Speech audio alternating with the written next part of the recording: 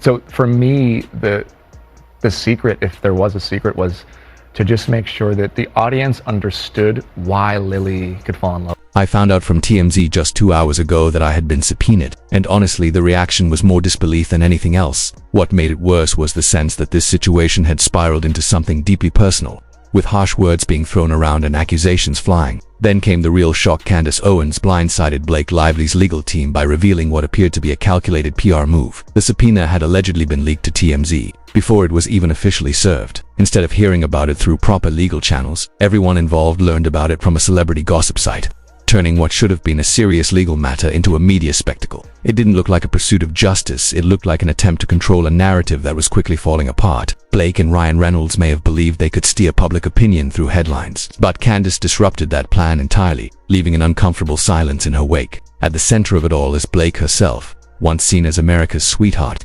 carefully crafting a flawless public image alongside Ryan Reynolds, the internet's favorite witty star. She appeared confident that she could walk into court, present her case, and convince everyone she was the victim of a coordinated attack involving trolls and online creators. But that image began to crack under scrutiny, unraveling faster than expected and exposing inconsistencies in the story she worked so hard to maintain. The situation, it became even more bizarre when headlines surfaced claiming that Paris Hilton and others had been subpoenaed for allegedly working with Justin Baldoni, hinting at a supposed behind-the-scenes alliance. Then Candace Owens stepped in as an unexpected force, refusing to play along with the narrative being presented. She brought forward information that challenged the entire storyline, shifting control away from Blake and forcing her team into a reactive position. What was framed as a serious allegation soon began to resemble a fishing expedition, with claims that Blake was trying to uncover anyone speaking negatively about her. Her accusations of a coordinated smear campaign involving Baldoni and others quickly lost credibility, especially given her existing public controversies and awkward media moments that had already drawn criticism online. The lawsuit itself escalated dramatically, suggesting a massive conspiracy in which Baldoni, already facing a $400 million countersuit, was allegedly working with journalists, content creators, and virtually anyone with internet access to damage her reputation. Instead of addressing her own public missteps, Blake appeared to cast blame across the entire online world, making the claims seem exaggerated and disconnected from reality. What should have been a focused legal argument instead turned into a chaotic spectacle filled with denial, overreach, and growing skepticism. Meanwhile, resistance grew against handing over private communications, especially when it seemed the situation had been amplified simply because public interest in the story had suddenly surged earlier in the year. Blake's behavior in this situation has been portrayed as increasingly excessive, with demands reportedly extending to emails, texts, and documents mentioning her, including trivial things like discussions about her shampoo and conditioner. That level of scrutiny makes it seem as though even the most casual references to her personal life are being treated as part of some smear campaign. Critics argue that this reflects an intense fixation on her public image, where the line between legitimate legal discovery and personal sensitivity begins to blur, instead of appearing focused on a clear legal objective.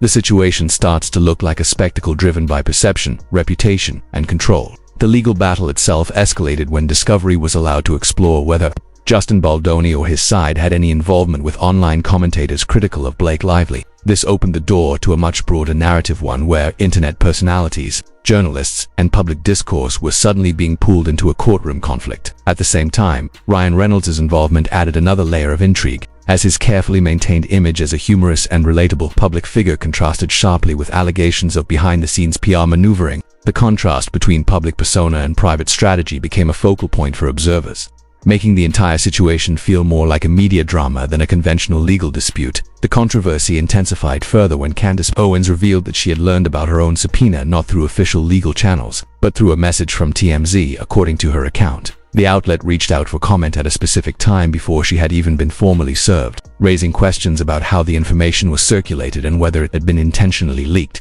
Her team reportedly responded quickly, pointing out that they could not comment on a subpoena they had not received, while also suggesting that the situation appeared staged. The speed with which TMZ allegedly published its follow-up story only fueled skepticism, with critics questioning how such a piece could be written, edited, and released so rapidly. As more voices became involved, including digital commentators discussing the case online, the narrative grew increasingly chaotic. Allegations of a coordinated smear campaign began to lose traction for some observers, who argued that the backlash against Blake and Ryan was less about conspiracy and more about shifting public opinion. The idea that the entire internet had organized against them seemed, to critics, exaggerated, especially when much of the criticism stemmed from widely visible interviews, public behavior, and evolving audience sentiment. In that light, what was framed as a targeted attack began to look more like the natural consequence of intense public scrutiny. Ultimately, the situation highlights how quickly a legal dispute can transform into a media-driven spectacle when celebrity, public image, and online discourse collide.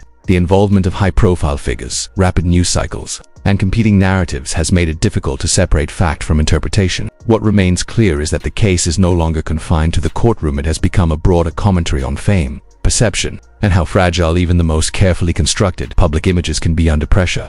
The situation is being framed by critics as a coordinated PR strategy involving Blake Lively, Ryan Reynolds, and their team, with claims that a subpoena was leaked to TMZ before it was officially served in an effort to shape the narrative early. From this perspective, the move is seen not as a legal necessity but as a calculated attempt to influence public perception during a rapidly intensifying controversy. Supporters of this view argue that the urgency and tone of the response suggests a struggle to maintain control over a story that is increasingly slipping into the public domain. At the same time, Candace Owens has positioned herself as a key opposing voice, publicly sharing details and challenging the idea of any long-running conspiracy against Blake by pointing to the lack of consistent prior mentions and highlighting how minimal past interactions were, such as a single, years-old reference. She argues that the smear campaign narrative doesn't hold up under scrutiny. Instead, she presents the backlash as a more organic reaction shaped by public opinion rather than coordinated efforts behind the scenes. The legal dispute involving Justin Baldoni adds further complexity, as it has drawn in not just the primary parties but also commentators, journalists, and online creators. What might have remained a contained courtroom matter has expanded into a broader media battle, where narratives are being built and